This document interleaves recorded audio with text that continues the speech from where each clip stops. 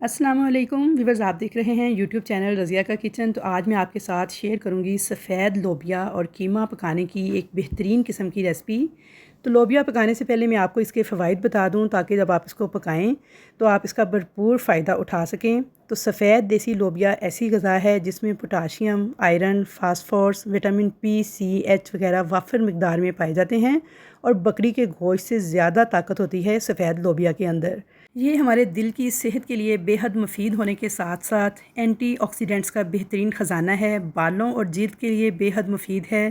Cancer के मरीज़ों के लिए भी बेहद मुफीद है। उसके अलावा शुगर के मरीज़ों को भी शुगर कंट्रोल करता है।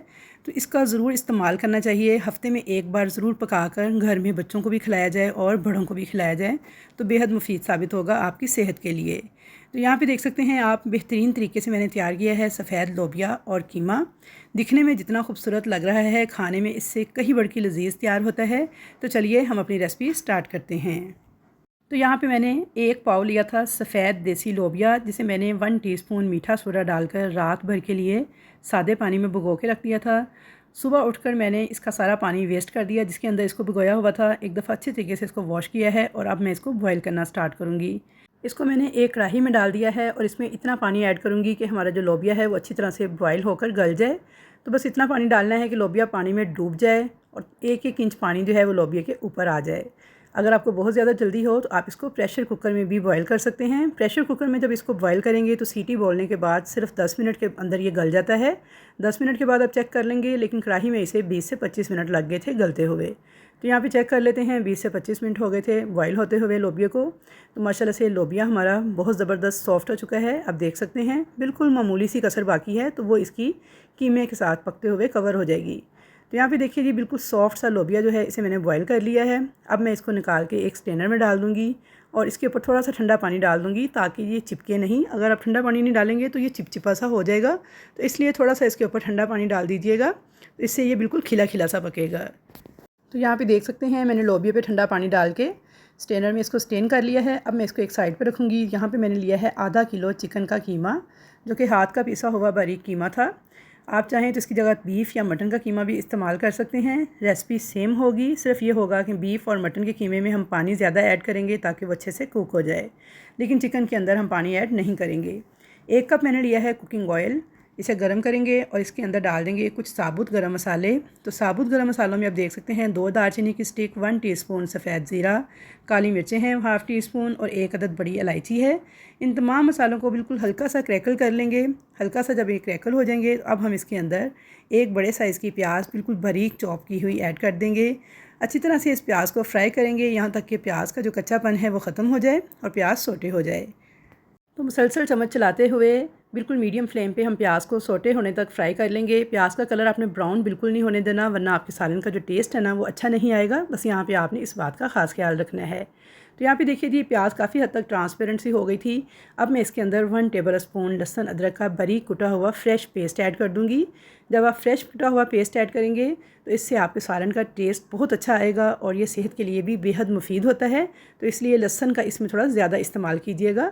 यहाँ पे देखिए अच्छी तरह से लहसुन अदरक के पेस्ट को भी अब फ्राई होने तक पका लूँगी ताकि इसकी जो कच्ची स्मेल होती है वो ख़त्म हो जाए। तो यहाँ पे देखिए जी, 1 मिनट तक मैंने लहसुन अदरक के पेस्ट को भी प्याज के साथ ही फ्राई कर लिया था। प्याज का कलर चेंज होने से पहले मैं इसके अंदर ऐड कर दूँगी आधा किलो बारीक पिसा हुआ चिकन का कीमा। इस स्टेज पर अगर आप बीफ या मटन का कीमा यूज़ कर रहे हैं तो आपने सेम इसी तरीके से ही कीमे को ऑयल के साथ फ्राई करना है यहाँ तक कि उसका कलर चेंज हो जाए। जब आप इस तरीके से भून के ऑयल के साथ कीमे को पकाते हैं तो गोश्त की एक ख़ास जो स्मेल होती है, जो हमक होती है, वो ख़त्म हो जाती है और इससे इसका जो टेस्ट है बेहद लजीज आता है। तो इसलिए इस पॉइंट पर आपने बस इस बात का ख्याल करना है कि आप कोई सा भी कीमा यूज़ करें, बीफ हो, मटन हो या फिर चिकन, कलर चेंज होने तक आपने हाई फ्लेम पे अच्छी तरह से इस कीमे को इस प्याज के साथ भून लेना है। तो इसकी तमाम स्मेल जो है वो ख़त्म हो जाएगी। तो यहाँ पे देखिए हाई फ्लेम पे कलर चेंज होने तक मैंने कीमे को पका लिया था। अब मैं इसके अंदर कोई स्पाइसेस ऐड करूँगी। तो स्पाइसेस में देखिए जी, सबसे पहले मैं डाल रही हूँ नमक, जो कि आपने डालना है 1/2 टेबल स्पून, कुटी हुई लाल मिर्च 1 टेबल स्पून, लाल मिर्च पाउडर 1/2 टेबल स्पून, ज़ीरा पाउडर 1/2 टेबल स्पून, धनिया पाउडर 1 1/2 टेबल स्पून और हल्दी डालेंगे 1 टीस्पून।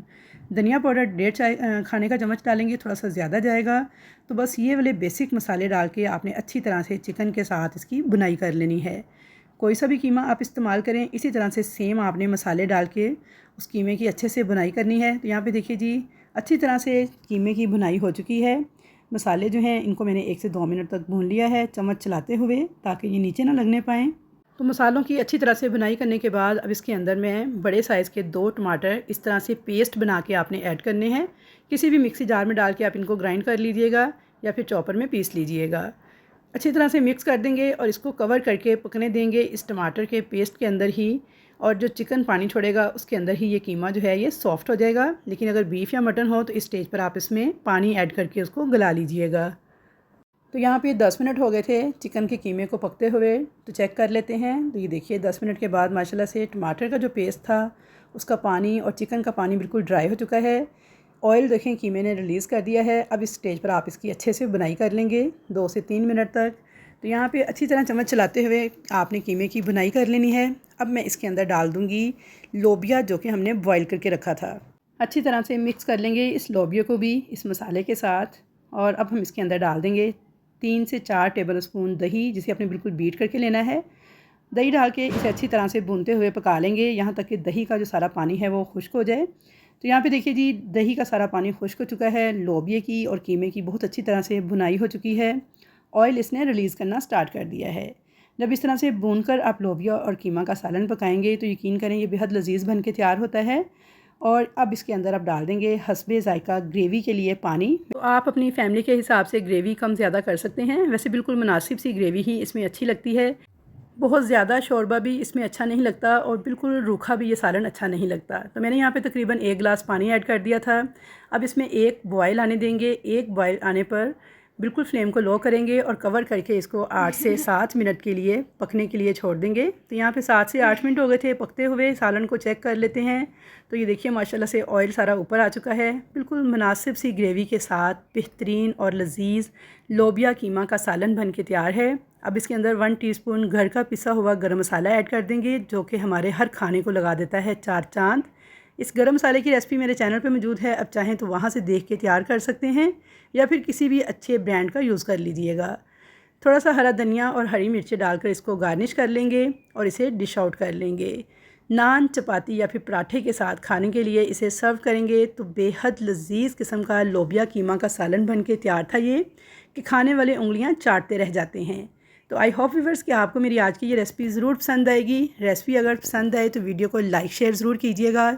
चैनल पर नए हैं तो सब्सक्राइब कर लीजिएगा और कमेंट सेक्शन के अंदर अपनी कीमती राय का इजहार ज़रूर कीजिएगा कि आपको मेरी ये रेसिपी कैसी लगी। तो इंशाल्लाह ताला मुलाकात होगी आपके साथ एक अच्छी और नई रेसिपी के साथ। तब तक के लिए मुझे दीजिए इजाज़त। अल्लाह हाफिज़।